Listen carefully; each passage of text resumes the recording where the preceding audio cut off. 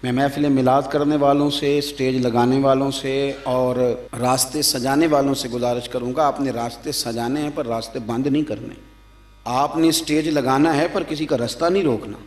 ہاں کسی جگہ متبادل راستہ ہو تو معاملہ اور ہے، لیکن کوشش کریں کہ کوئی ایسا کام نہ کریں جس سے اذیت ہو، تکلیف ہو، اس لیے کہ نبی پاک صلی اللہ تعالیٰ علیہ وسلم کا میلاد منانا ہے، آسانیاں تقسیم کرنی، کوشش کرنی ہے آپ حضرات نے، جد و جہد کرنی ہے کہ ہم کوئی ایسا کام نہ کریں جس سے نبی پاک صلی اللہ علیہ وسلم کو تکلیف ہو۔ کچھ چیزیں ایسی ہیں جس سے حضور کو تکلیف ہوتی ہے۔ حضور فرماتے ہیں من اذا مسلمن فقد اذانی، جب کوئی میرے مومن کو تکلیف دیتا ہے تو مجھے بھی تکلیف ہوتی ہے۔ حضور فرمانے لگے من راغب عن سنتی فلیس منا، جب تم میری سنت سے منہ موڑتے ہو تو اپنا اور میرا رشتہ کمزور کرتے ہو، تمہارا مجھ سے پھر تعلق نہیں رہتا، فلیس منا، وہ ہم سے نہیں ہے، یہ لفظ حدیث۔ اور فرمایا جب تم چھوٹے سے پیار ہی نہیں کرتے، بڑے کا ادب ہی نہیں کرتے، من لم یرحم صغیرنا ولم یوقر کبیرنا فلیس منا، تو پھر تم ہم میں سے نہیں ہو۔ تم اگر رسول کائنات صلی اللہ علیہ وسلم کے غلام ہو تو پھر توقیر بھی تمہارے مزاج میں ہونی چاہیے، شفقت بھی تمہاری طبیعت میں ہونی چاہیے، تمہیں ادب کرنا بھی آتا ہو اور شفقت کرنا بھی آتا ہو، پھر کسی قسم کی کوئی تکلیف دہ کام نہ کریں، ایسا کام نہ کریں جس سے نبی پاک صلی اللہ علیہ وسلم کو تکلیف ہو، حضور کو اذیت ہو۔ جب کوئی کسی صحابی کے بارے میں غلط بات کرتا ہے تو میرے نبی پاک کو تکلیف ہوتی، جب کوئی اہل بیت کے بارے میں غلط بات کرتا ہے میرے نبی پاک کو تکلیف ہوتی۔ خدا را میں آپ کو کہہ رہا ہوں اور ذمہ داری سے کہہ رہا ہوں، علماء سے تصدیق کرا لینا، جو غلط بات کرتا ہے اس سے بھی حضور کو تکلیف ہوتی ہے، اور جو شوق سے وہ غلط باتیں سنتا ہے وہ سننے والے سے بھی نبی پاک کو تکلیف ہوتی۔ خبردار، حضور سید عالم کو تکلیف دینے والا کبھی کوئی کام نہیں کرتا۔ بڑی سادی سی بات کرتا ہوں، بڑی سادی سی، کسی کا بچہ غلط بھی ہو معاذ اللہ تو اس کے باپ کے سامنے یا پیچھے اگر آپ اس کے بچے پر تنقید کر دیں، کوئی ایسی بات کر دیں تو باپ کو تکلیف ہوتی ہے کہ نہیں ہوتی؟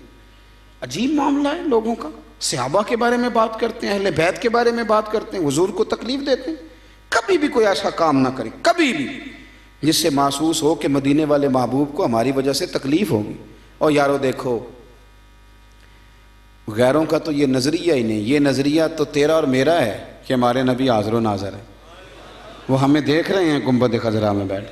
تو میں کیا کرتا ہوں، اگر ہمارا یہ نظریہ ہے تو ہماری ذمہ داریاں بھی تو پھر زیادہ ہونی چاہیے، پھر تو ہماری تنہائیاں بھی پاک ہونی چاہیے، پھر تو ہمارا تقویٰ مضبوط ہونا چاہیے، پھر تو دیانتداری میں ہمارا پہلا درجہ ہونا چاہیے، اس لیے کہ ہمارا نظریہ ہے کہ سرور کائنات صلی اللہ علیہ وسلم ہمیں دیکھتے ہیں۔ تو میرے عزیز کبھی بھی کوئی کام ایسا نہ کریں، محبت میں بھی نہ کریں، محبت میں بھی نہیں کریں، کبھی بھی محبت میں بھی حدیں نہ کراس کریں۔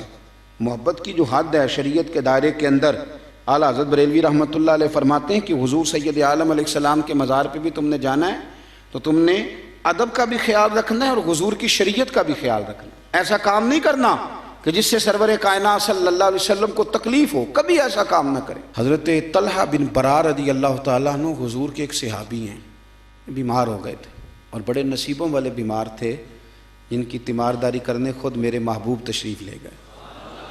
حضرت طلحہ بن برار رضی اللہ تعالیٰ عنہ شدید علیل ہیں، حضور نے ان کا چہرہ دیکھا، مقدس آنکھوں میں آنسو آئے۔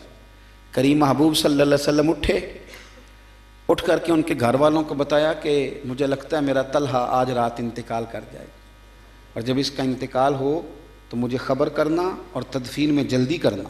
اللہ کے حبیب چلے گئے، جناب طلحہ نے اپنے گھر والوں کو بلایا اور بلا کے کہا کہ مجھے پتہ ہے آج میرا انتقال ہو جائے، مجھے پتہ ہے میرے محبوب بھی یہی کہہ گئے، اس طرح کرنا جب میرا انتقال ہو جائے تو میرے محبوب کو خبر نہ کرنا، اگرچہ ان کو ساری خبریں ہیں پر انہیں میرے انتقال کی اطلاع نہ دینا۔ یارو یہ بھی محبت کا رنگ ہے، اس کو بھی سمجھیں۔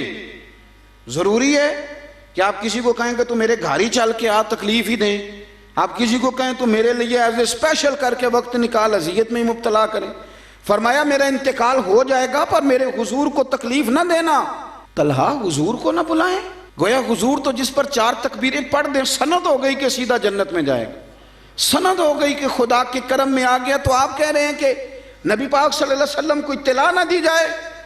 سنو، جب عشق سکھاتا ہے آداب خود آگاہی، پھر کھلتے ہیں غلاموں پر اسرار شہنشاہی۔ حضرت طلحہ بن برا کہنے لگے تمہیں پتہ ہے کہ جن گلیوں سے حضور نے گزر کے آنا ہے وہاں یہودی زیادہ رہتے ہیں، رات کا سناٹا ہے، یہودی میرے نبی پاک کے دشمن ہیں، اگر رات کو میرے جنازے کے لیے حضور آئیں اور کوئی یہودی اوپر سے معاذ اللہ میرے نبی کو تکلیف دے دے تو میں نہیں پسند کرتا میرے جنازے کے لیے حضور کو تکلیف ہو، لہذا مجھے دفن کر دینا، مجھے سب سے زیادہ اپنے نبی کا آرام عزیز ہے، ذرا بھی تکلیف میری وجہ سے میرے رسول کو نہ ہو۔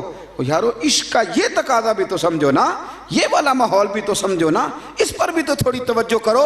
حضرت طلحہ بن برا کا وصال ہو گیا، رات کو تدفین کر دی گئی، حضور کو اطلاع نہ دی، سارا کچھ جاننے والے رسول صبح آئے، اور تم نے مجھے بتایا کیوں نہیں؟ سونیاں کیا کرتے؟ اس عاشق زار نے کہا تھا حضور کو اطلاع نہ دینا، فرمایا چلو پھر مجھے بتاؤ قبر کہاں ہے۔ اور دیکھو یارو ساری دنیا گنبد خضرا پہ، اور یہ کتنا نصیبوں والا ہے جس کی قبر پہ خدا کی ساری رحمتیں پہنچ گئیں۔ حضور سید عالم صلی اللہ علیہ وسلم قبر پہ کھڑے ہوئے، اور یہ سرکار کا خصوصی اختیار ہے، ورنہ دوسرے جنازے کی اجازت نہیں ہے ہمارے، حضور کا خصوصی اختیار ہے۔ سرکار نے دوبارہ جنازہ پڑھایا اور دعا کیا فرمائی، بڑی انوکھی ہے۔ اس شخص کا یہ خیال تھا میری وجہ سے حضور کو کوئی تکلیف نہ ہو، کیا دعا مانگتے ہیں اللہ کے رسول؟ حضور فرمانے لگے اے اللہ، یہ میرا طلحہ جب تیری بارگاہ میں آئے نا تو اللہ جو تیری شان کے لائق ہے تو اس سے مسکرا کے ملنا اور یہ تجھ سے مسکرا کے ملے، اللہ اس سے مسکرا کے ملنا، اس سے مسکرا کے ملنا، اس پر کرم کرنا، اس پر فضل کرنا۔ دوستو یاد رکھو، اگر رسول کائنات صلی اللہ تعالی علیہ وسلم کو کسی امتی کے سبب سے تھوڑی سی بھی تکلیف پہنچ جائے تو اس سے بڑی کوئی بد نصیبی ہوگی؟ اس سے بڑا کوئی مسئلہ ہوگا؟ کوئی ایسا کام اپنی زندگی میں کبھی نہیں کریں جس کی وجہ سے ہمارے پیارے رسول صلی اللہ تعالی علیہ وسلم کو ہماری وجہ سے تکلیف ہو۔